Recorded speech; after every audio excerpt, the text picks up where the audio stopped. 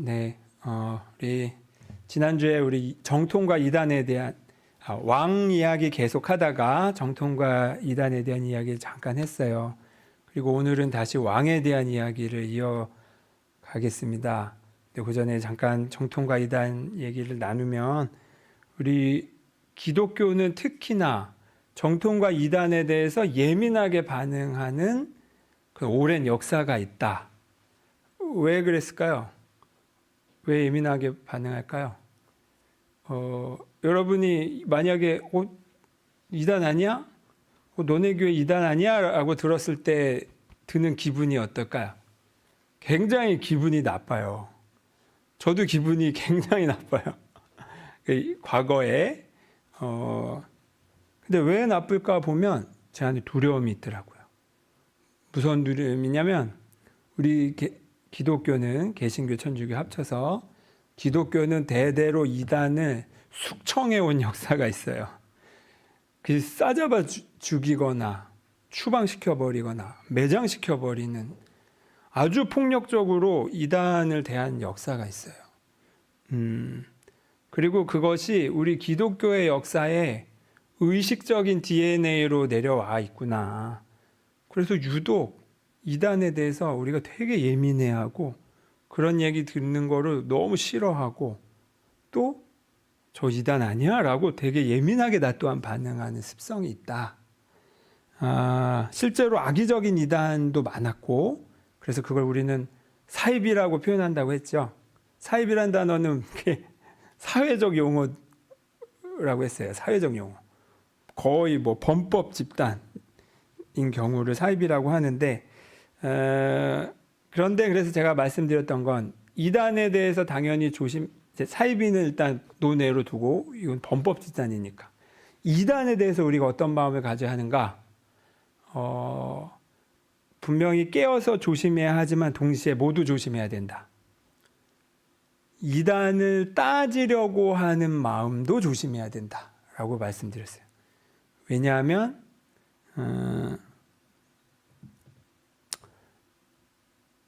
핵심 내 안에 진짜 중심축이 없어졌을 때, 사라졌을 때 그때 어디에서 자기 그 의미를 찾냐면 남과 비교해서 내가 옳아 라고 할 때 자기 정체성과 자기 가치를 찾는 습성이 있어요. 모든 사람은. 그렇잖아요. 평소 한국인들끼리 친하지도 않다가 한일전 축구만 하면 그렇게 서로를 위해요. 우리나라. 왜 그렇습니까? 비교할 대상이 생기니까.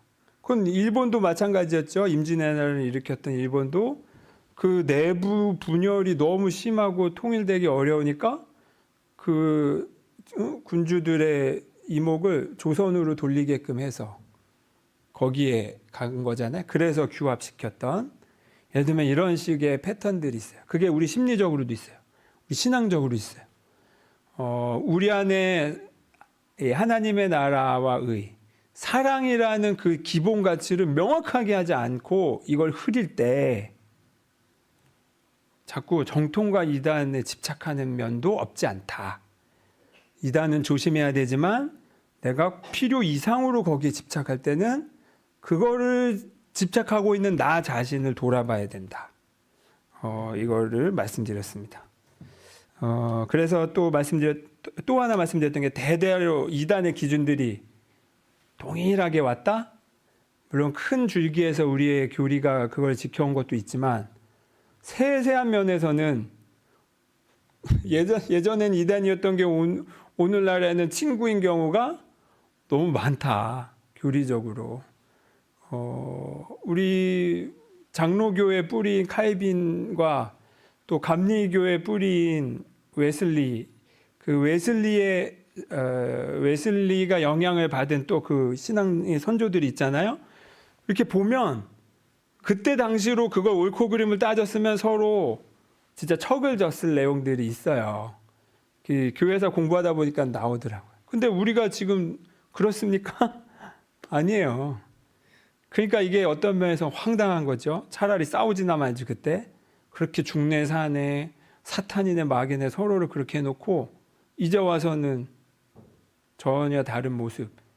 사이좋게 지내는 건 당연히 좋은데, 그러니까 이단의 기준이 뭐냐도 꼼꼼히 따져봐야 된다.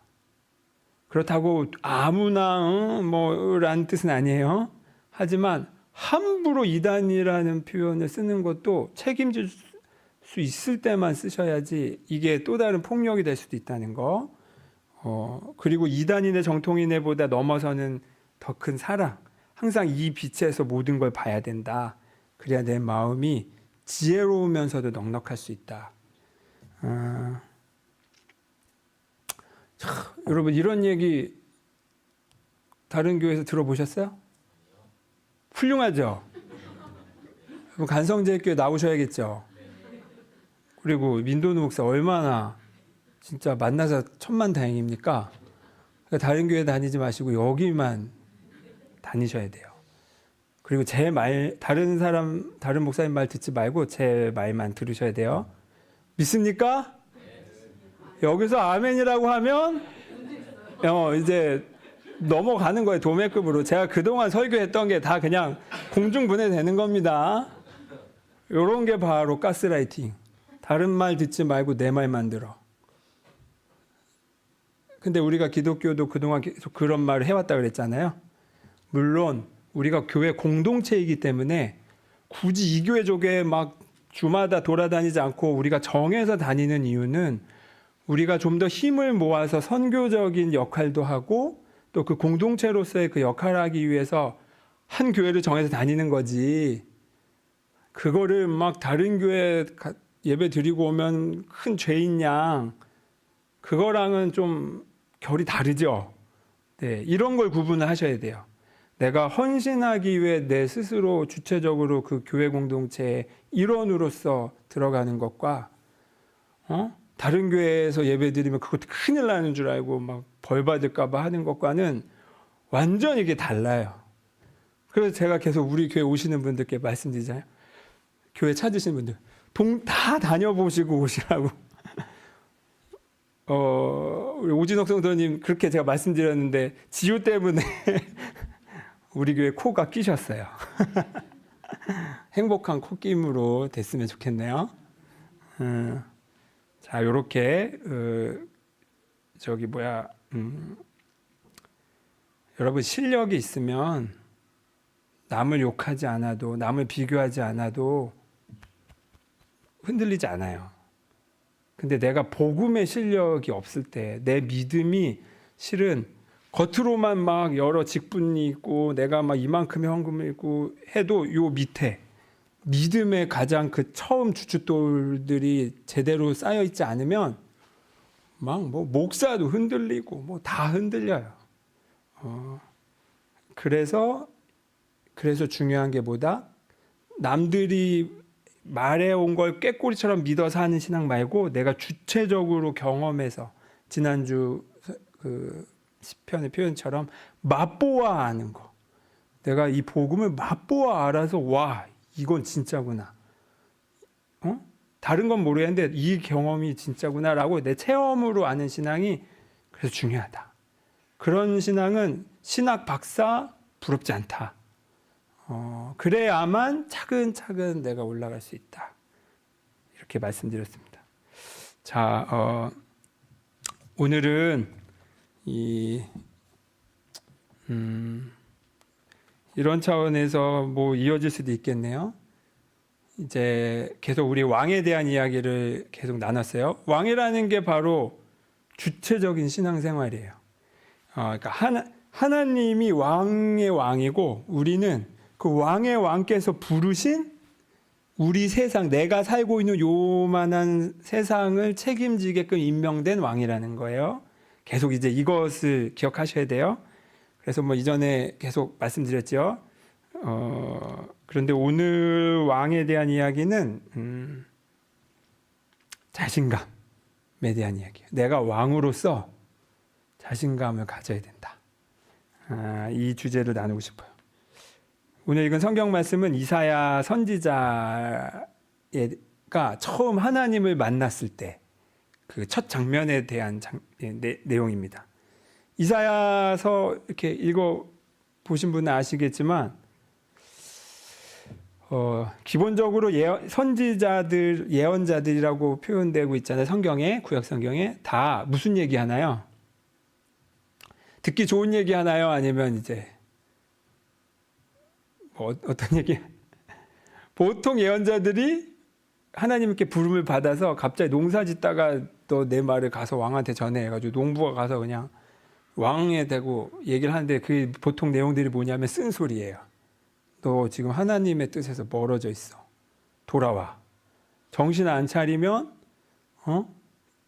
너의 그 행동으로 인해 그 자체가 이미 파멸의 결과를 가져올 거야. 그러니 깨워서 돌아와. 이런 메시지예요, 다. 이사야 선지자도 마찬가지죠.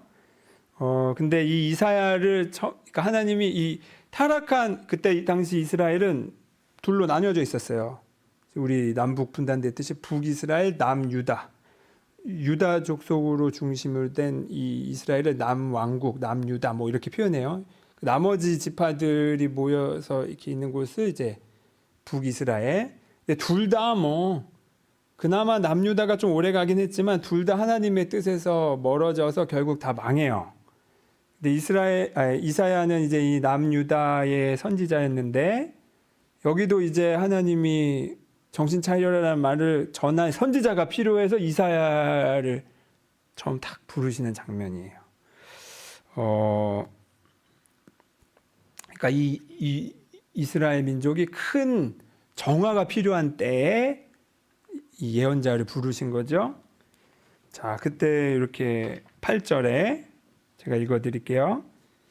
내가 또 주의 목소리를 들으니 주께서 이르시되 내가 누구를 보내며 누가 우리를 위하여 갈꼬 하시니 그때 내가 이르되 내가 여기 있나이다 나를 보내소서 하였더니. 이제 이 큰 일을 지금 생각해 보세요. 지금 우리 대통령이 뭔가 크게 잘못하고 있어. 그래서 그거를 하나님이 시켜가지고 청와대에 가서 너 이렇게 가서 말하고 와 라고 했을 때 여러분 하시겠어요? 일단 청와대 그 앞에서 붙잡히겠죠. 경비 하는 사람들한테. 그리고 거기서 이제 떠들다가는 이제 더 심각하게 조사를 받겠죠. 이때는 뭐 그런 게 어디 있어요. 지금은 차라리 민주국가라서 그게 목숨의 위협까지는 아니지만 이때는 목이 날아가는 때인데 이런 부름을 부르신 거예요. 저라면은 자신 없어요. 근데 이사야가 이때 이 일을 거부했다면 어떻게 됐을까? 거부했다면 어떻게 됐을까? 이스라엘 민족은 하나님의 뜻이 뭔지 조차도 헤아리지 못한 채 자기의 타락하고 뭔가 하나님으로부터 멀어진 상태가 원래 당연한 것인 양 그렇게 살았을 거예요. 그래도 이사야 선지자가 있었기 때문에 돌이킨 사람들이 있었고 이사야서가 있었기 때문에 지금 우리 시대에도 이 내용이 그대로 우리에게 울림을 줘서 우리로 하여금도 돌이키게 하고 있어요. 되게 큰 역할이죠. 하지만 성경에는 하나님이 이렇게 부르셨을 때 거부한 사람들도 나와요. 여러분 아는 사람들이 누가 있나요? 요나 있죠. 요나 같은 경우는 이스라엘 민족을 침략한 나라에 가서 그 나라 침략한 왕에게 가서 전해라. 요나는 막 너무 싫은 거예요, 진짜. 그 요나서를 읽어보면 진짜 너무 싫어하는 게 아주 구구절절 나와요. 진짜 성경에는 참 여러 캐릭터들이 다양해요. 이렇게 뭐 순종적이지만 않았어요. 그러니까 결국에는 안 듣고 도망가고 막 이러다가 결국 고래 뱃속에 잡혀가지고 돌아와서 그 일 하게 되죠. 또 모세 같은 경우도 그 모세마저도 떨기나무 앞에서 야훼 하나님이 너희 민족 이스라엘 민족의 고통을 내가 들었다. 내가 이집트로부터 탈출시키겠다. 데려오겠다. 그러니까 네가 그렇게 하라니까 모세가 계속 두 번, 세 번 빼잖아요. 왜 빼겠습니까? 자신이 없으니까. 그 당시 이집트 역사 중에서도 전성기일 때 이집트예요. 그런 파라오에게 가서 그 열심히 노동 착취하고 있는데 그 저임금 노동으로 착취하고 있는데 그거를 싹 빼가겠다? 말도 안 되죠. 그런데 그 말을 가서 하라고 하니 내 목이 당연히 남아나겠습니까? 그런데도 하나님이 시키셔요. 자, 요거를 기억하셨으면 해요. 살면서 이걸 우리 삶에 한번 대입해 보세요. 와, 이거는 안 되겠다. 이게 옳고 좋은 뜻이고 이게 하나님이 원하시는 방향이라는 건 알겠는데 근데 이게 어떻게 이루어져? 팔레스틴 저 이스라엘 전쟁 저건 벌써 몇 차 전쟁입니까? 중동에 이미 이 구약 성경 때부터 안 좋던 사이가 이제 지금도 계속되죠. 물론 종교 전쟁만은 아니죠. 영토 전쟁이기도 하니까 이게 과연 종식될 수 있을까? 내가 이걸 어떻게 뭐 이런 식의 너무 거대해서 이거는 내가 할 수 없어 라고 느끼는 여러분 삶에 느끼는 절망감들. 이게 하나님의 뜻을 위해서는 이게 이루어져야 되는데 이거는 나는 못하겠어. 어떻게 될지 모르겠어. 난 능력이 없어 라고 느낄 때 자, 바로 그때입니다. 그때 우리의 자세를 한번 돌아보자는 거예요. 여러분은 새로운 언어를 만드실 자신 있으세요? 이 지구에 없는 새로운 언어. 큰 옥이 있어요. 큰 옥. 근데 우리 역사에는 있었죠. 누구였습니까? 세종대왕. 세종대왕 보면은 아마도 한글은 아예 없는 단어는 아니었던 것 같고 민중의 언어에 남아 있었던 어떤 흔적들이 있었던 것 같아요. 아무튼 세종대왕이 그 한글을 만들지 않았으면 지금 우리는 한자만은 쓰고 있겠죠. 한자만은. 중국어와도 또 다른, 또 일본어와도 다른 한국만의 한자를 쓰고 있을 거예요. 이미 그렇게 오랜 세월 써왔고. 그런데 한글이라는 것만으로도 우리 아까 기도에서 나왔지만 이 한글 자체만으로도 이 우리나라의 국민성과 우리나라의 어떤 방향과 성향이 저는 결정됐다고 생각해요. 계속 한자 문화권에만 있을 때가 아니라 그거는 되게 주체적인 선택이었기도 했어요. 지금처럼 우리가 그냥 선택해 볼까 하고 선택한 게 아니에요. 그 당시에는 한자만이 마치 더 고귀한 언어, 당시가 사대주의였으니까 중국에 대한 사대주의가 당연하다라고 생각했던 시대이기 때문에 거기서 한글을 만들고 우리의 새 말로 한다라는 건 중국에 대한 도전이기도 하고 그동안 왔던 그 유교 전통 문화에 대한 브레이크이기도 했어요. 그래서 세종이 한글을 만들 때 엄청난 반대 있었고 만들고 나서도 그게 시행되는 데 있어서 되게 어려움이 많았다고 하잖아요. 근데 그 덕에 세종대왕이 그걸 뚫고 해버린 덕에 우리가 그 혜택을 누리고 있다. 이사야 선지자가 그거를 목숨을 내놓고 해버린 덕에 우리가 이 이사야서의 이 예언 이 내용을 우리 삶에까지 지금도 이어올 수 있다. 저는 그래서 이렇게 생각합니다.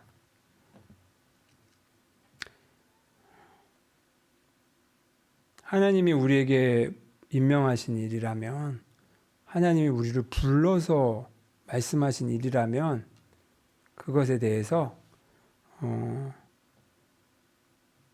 그냥 하나님이 시켰다라는 수준으로 생각하지 말고 하나님이 나를 파트너로 부르셨다라고 생각하시기를 바래요. 우리 아까 찬양 가사처럼 하나님께 친구 되기 원합니다 라는 이 표현, 마찬가지로 하나님께서도 우리를 공동 창조자로 부르셨다.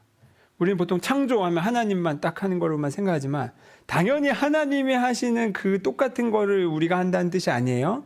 그런데 하나님의 그 창조에는 특히나 사랑이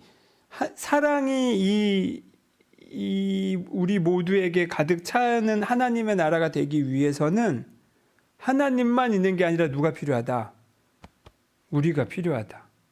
그래서 예수님을 보내신 거고, 예수님도 죽음을 불사하고도 그 사랑의 가르침을 제자들에게 하셨던 이유는 그 사랑이라는 창조를 계속 이어갈 우리가 필요하기 때문이었습니다. 그래서 저는 공동 창조자라는 단어를 과감하게 쓰고 싶어요. 하나님과 똑같은 창조자는 아니나 그냥 단순히 시키는 것만 하는 심부름꾼이 아니다. 우리는 하나님과 같은 눈과 같은 마음으로 이 일을 대한다는 거예요. 같은 책임으로. 그리고 그런 정도의 마음이라면 여러분 보세요. 예수님의 이 사랑이, 우리 예전에 기억하실지 모르겠지만 마가복음의 원본은 예수님의 부활이 알려지지 않은 채 얘기가 끝난다라고 말씀드린 적이 있는데 기억하실지 모르겠어요. 갑자기 여기서 끝나면 안 되는데 끝나는 이야기처럼 끝나요. 이게 뭐야? 이 부활 소식이 전해져야 되는데 거기서 끝나요. 근데 이제 그 뒤에 내용들이 전해지는 내용이 있지만 그거는 후대에 붙여진 걸로 거의 모든 신학자들이 합의를 하고 있어요. 근데 거기 부활 소식이 알려지지 않은 채 끝난 건 왜 그럴까? 잘 모르죠. 그런데 해석해 볼 수 있는 여지는 뭐냐? 이 마가복음을 읽는 사람으로 하여금 어떻게 하는 겁니까? 예수님의 부활의 이 소식을, 이 복음을 어떻게 해라? 네가 가서 전해. 읽고 있는 네가 가서 전하라는 거예요. 너도 제자라는 거예요. 너도 제자. 마치 그렇듯이 이 정도의 마음을 갖고 있어야 된다. 그리고 그래서 여러분에게 말씀드리고 싶은 건 자신감입니다. 자신감. 여러분에게는 복음을 직접 여러분의 삶으로 알리고 살아낼 중요한 사명이 주어진 거예요. 여러분 한 명 한 명의 왕에게 여러분이 통치하는 세상 있잖아요. 가정, 직장, 친구들, 아니면 우리나라. 거기에서 그 역할을 다하라고 임명하신 거예요. 그런데 내가 모세나 요나처럼 못해요. 안 할래요. 그러다 내 목 나가면 어떡해요? 라고 해버리면 아무 일도 일어나지 않으니까. 자, 근데 여러분, 목숨까지는 그래요. 저도 함부로 말을 못하지만 여러분이 할 수 있는, 그래도 그 정도의 사명이 내게 주어져 있다라는 거는 지금 여러분의 가슴에, 머리와 가슴에 싹 한 번은 새겨 넣어 주세요. 공동 창조자로 나를 부르셨다. 그리고 이렇게 부름받은 나는 이왕 할 거 어떻게 해야 되겠습니까? 뭔가 사업을 시작하려면 이걸 안 될 걸 생각하고 사업을 시작한 사람이 있나요? 없죠. 이 사업은 안 될 거야 라면서 사업을 하면 그 사업은 100% 망할 거예요. 왜냐면 안 되는 것만 보일 거거든요, 내 눈에는. 그래서 거봐, 안 될 거야. 거봐, 여봐, 안 될 거야. 잘 되는 것들은 잘 안 보일 거예요. 안 되는 것만 보일 거예요. 자, 당연하지만 무언가를 시작할 때는 될 걸로 생각하고 시작하는 거예요. 근데 여기서 중요한 하나 짚을 게 있어요, 여러분. 하나님의 일을 이제 내가 그 사명을 받아서 그 일을 할 때, 그리고 이 일은 돼야만 해. 그리고 이건 될 일이야. 왜? 이거 안 되면 하나님이 손해인데? 이런 정도의 마음으로 자신감을 갖고 해야 된다. 다만 여기서 주의할 점이 있는데, 이건 하나님의 일이야. 이건 안 되면 안 돼. 이건 돼야 돼. 라고 생각하는 일에 미묘하게 뭐가 끼어들 수 있냐면, 내 욕심이 거기에 슬쩍 그 겉에 포장지만 바꿔서, 이건 내 욕심인데 포장지만 바꿔서 이건 하나님의 뜻하고 그걸 밀어붙일 때가 있어요. 요걸 주의하셔야 돼요. 요거 구분하는 게 되게 어려워요. 이걸 구분하려면 여러분 자신에게 솔직해야 돼요. 이게 내 욕심인지 하나님의 뜻인지를 솔직히 구분하고, 또 하나 두려움에서부터 내 마음을 이렇게 자꾸 분리시키는 그 연습이 필요해요. 두려움에 압도되면 이게 내 뜻인지 하나님의 뜻인지 이런 거 분간도 안 돼요. 항상 두려움에 대해서 한 발짝 뒤에서 볼 수 있는 마음의 힘이 있어야, 아, 이건 내 욕심이 맞았구나 라고 보일 수 있어요. 그래서 침묵기도나 간상기도나 이런 게 필요하다라고 말씀드렸죠. 아무튼 근데 요게 전제가 되면, 심지어 하나님의 뜻을 위해 우리 내년을 목표로 이 예배당을 한 5배로 크게 건축하겠습니다. 이거 하나님의 뜻이에요. 여러분 헌금하세요. 동의되세요? 안 되죠. 이런 것도 조심해야 돼요. 교회 건축이 잘못됐다는 뜻이 아니에요. 저는 크고 멋진 공간을 되게 좋아해요, 개인적으로. 그런데 그것과 하나님의 뜻은 전혀 다를 수 있다. 이런 거 조심해야 된다는 거예요. 자, 근데 이게 하나님의 뜻과 내 욕망을 잘 구분하는 게 전제가 되는 하에서, 이게 하나님의 뜻이 맞다면 당장 막막해 보여도 저 이집트 파라오를 내가 어떻게 해? 라는 정도의 막막함이라도 이사야 선지자가 느꼈을 만한, 야, 이제 내 목이 왕 앞에서 달아날 수도 있구나 라는 그 두려움에도 불구하고 이건 하나님의 일이 맞아. 그리고 나는 하나님의 이 뜻이 이루어지기를 원해 라고 한다면, 그 과정은 어떻게 되는지 여러분 모르셔도 돼요. 그냥 그 마음만 그 선명하게 갖고 계시고 이 일은 돼야 돼. 그리고 될 일이야 라는 자신감을 가지셔야 된다. 우리가 또 잘 아는 이야기 있죠? 그 막막함 앞에서 초라한 자기 자신을 내던진 존재가 있어요. 그 바로 다윗과 골리앗이죠. 골리앗은 그 당시에 막 엄청난 거인이었다고 해요. 그 성경의 수치대로 하면 지금 신장보다 훨씬 큰. 근데 다윗은 작은 아이였고, 전장에서 둘이 맞붙었는데 다윗은 칼도 갑옷도 아무것도 입지 않았어요. 그냥 물가에서 갖고 온 돌멩이 그거 하나였죠. 그럼에도 불구하고 이겼어요. 그때 다윗이 한 말이 있어요. 제가 읽어드릴게요. 사무엘상 17장 47절입니다. 세번역 성경이에요. 또 주님께서는 칼이나 창 따위를 쓰셔서 구원하시는 것이 아니라는 것을 여기에 모인 이 온 무리가 알게 하겠다. 전쟁에서 이기고 지는 것은 주님께 달린 것이다. 주님께서 너희를 모조리 우리 손에 넘겨주실 것이다. 지금 전쟁 한복판에서 칼이나 창으로 구원되는 게 아니다, 이런 말을 하고 있어요. 그리고 전쟁에서 이기고 지는 것은 군사력이 아니라 하나님께 달렸다. 이거는 잘 풀어서 이야기할 필요가 있지만 기본적으로 이런 정도의 마음가짐이 필요하다는 거예요. 하나님의 일을 할 때.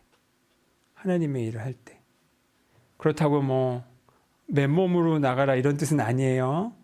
중요한 건 그 정도의 마음가짐이라는 거예요.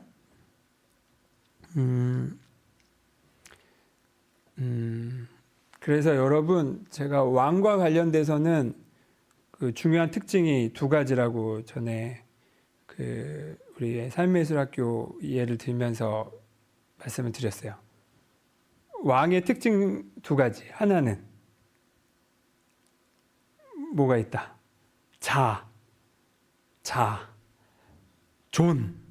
자존감. 왕이 갖고 있는 품성이 자존감. 그리고 또 그 자존감이 차서 흘러넘치면 뭘로 이어진다? 축복으로 이어진다. 축복이라는 게 다른 게 아니라 내가 존귀한 만큼 너도 존귀한 존재야 라고 알려주는 거예요. 그렇게 바라봐 주는 거. 자존감이 결국에 오늘 나눌 수 있는 또 그 내용이기도 해요. 자신감으로서. 이거는 내 개인의 능력으로 하는 거면 못해. 근데 내가 하는 게 아니라 누가 한다? 하나님이 하신다. 하나님이 나라는 도구와 통로를 통해서 당신의 일을 하신다는 거예요. 너는 가서 말만 전해 내가 알아서 할 테니까. 모세에게 하신 말씀은 사실 그거였어요. 넌 말만 전해. 그리고 정말로 모세는 말만 전했죠. 그리고 지팡이 들었다 놨다 이런 정도 한 거지. 그 다음에 일어난 일들은 상상 초월의 일들이 막 일어났잖아요. 자, 마찬가지입니다. 내가 나의 자금, 나는 요거밖에 못해 라는 거에 갇혀 있으면 하나님이 야 너는 가서 서 있기만 해 라고 내가 알아서 다 할게 라는 걸조차 내가 거기에 있지 않으면 일어날 수가 없어요. 그래서 항상 이거는 되게 어떤 면에서는 겸손한 거예요. 내가 다 할 수 없다라는 걸 받아들였기 때문에 하나님이 하신다는 걸 아는 거고, 그래서 할 수 있는 거예요. 자신감은 내가 잘나서가 아니라 하나님이 하시기 때문에 할 수 있는 자신감입니다. 근데 그럼 여러분 통로가 좀 뚫려 있어야겠죠? 그래서 이 유튜브에 그 인지심리학자 김경일 교수가 이렇게 한 좋은 내용이 있었는데 재밌어요. 실험을 했는데 행동과 내 마음의 변화, 내 태도의 변화에 대한 실험이었어요. 자, 실험 똑같은 류의 사람이 있고 이 침의 그 호르몬을 이렇게 검사를 했어요. 실험 시작하기 전에. 근데 이제 이 정도가 정상 수치구나 해놓고 그 다음에 어떻게 하냐면 반을 나눠서 한쪽은 이렇게 마치 좀 이렇게 고자세로 포즈를 한 2분간 취하게 하고, 다른 한쪽은 의자에 쪼그려서 앉게끔 2분간 하게 했어요. 그러고 나서 다시 침의 그 호르몬 분석을 했더니 변화가 있을까 없을까? 뭐 그 정도 변화가 있었어요. 그냥 자세를 이렇게 했을 뿐인데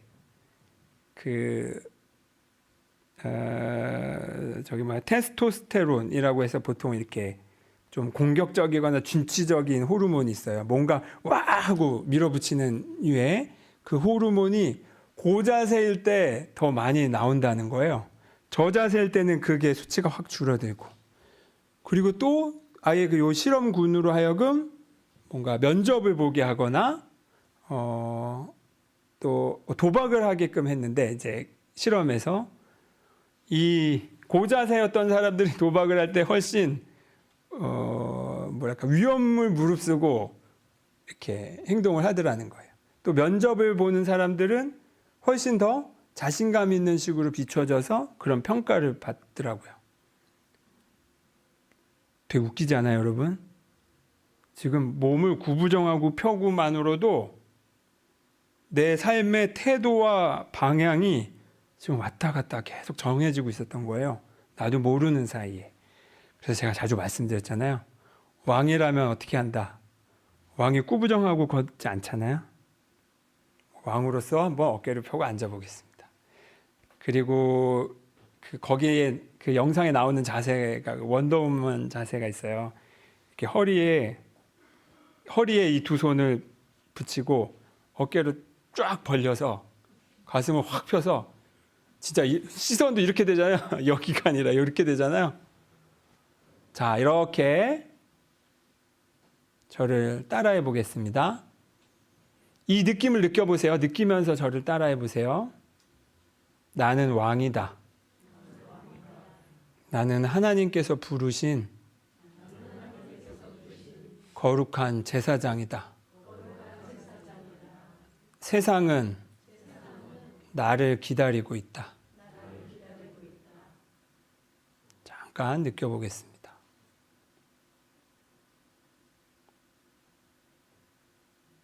네. 저를 봐주십시오. 저 아침마다 뭐 비슷하게 해요. 왜냐하면 내가 하나님의 손에 딱 들어맞는 도구가 되기 위해서.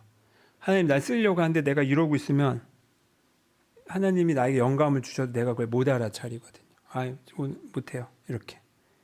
내가 이렇게 좀 통로가 깨끗해져 있어야, 이렇게 자존감으로 있어야 하나님이 내가 필요하실 때, 오늘 이사야 선지자의 얘기처럼 제가 여기 있습니다.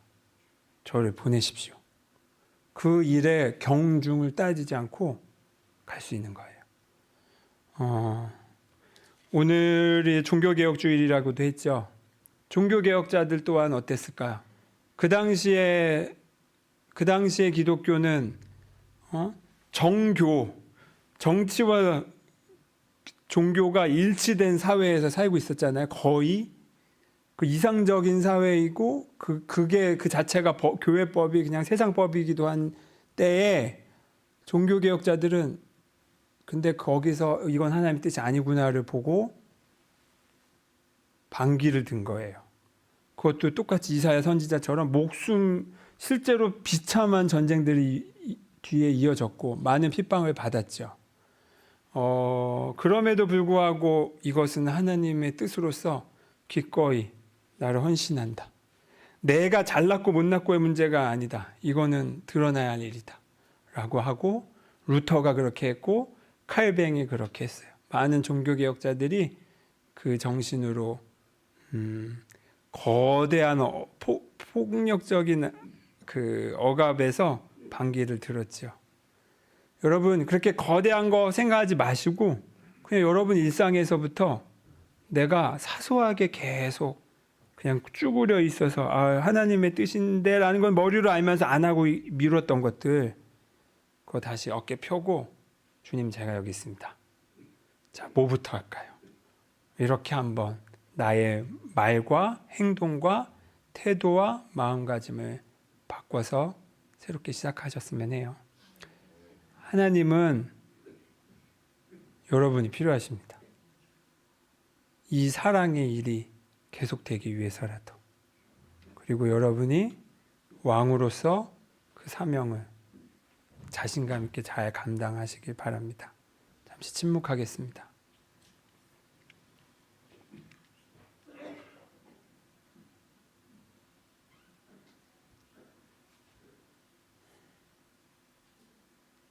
주님,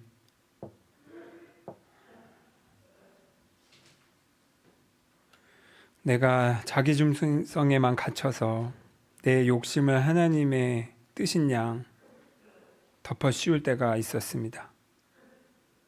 아니면 하나님의 뜻이 뭔지는 알지만 나는 그런 거 못해요 라며 나 자신을 하나님의 통로가 되기를 거부하며 도망친 적도 많이 있습니다. 주님, 그 모든 모습을 내려놓고 하나님의 부름 앞에 다시 섭니다. 누가 우리를 위해 갈고? 라고 물으시는 그 물음 앞에 예 주님 제가 여기 있습니다 라고 답할 수 있는 그런 깨끗하고 또 충만한 마음이길 원합니다. 주님, 우리의 삶 속에서 우리의 주어진 역할들, 소명들을 잘 감당할 수 있도록 도와주십시오.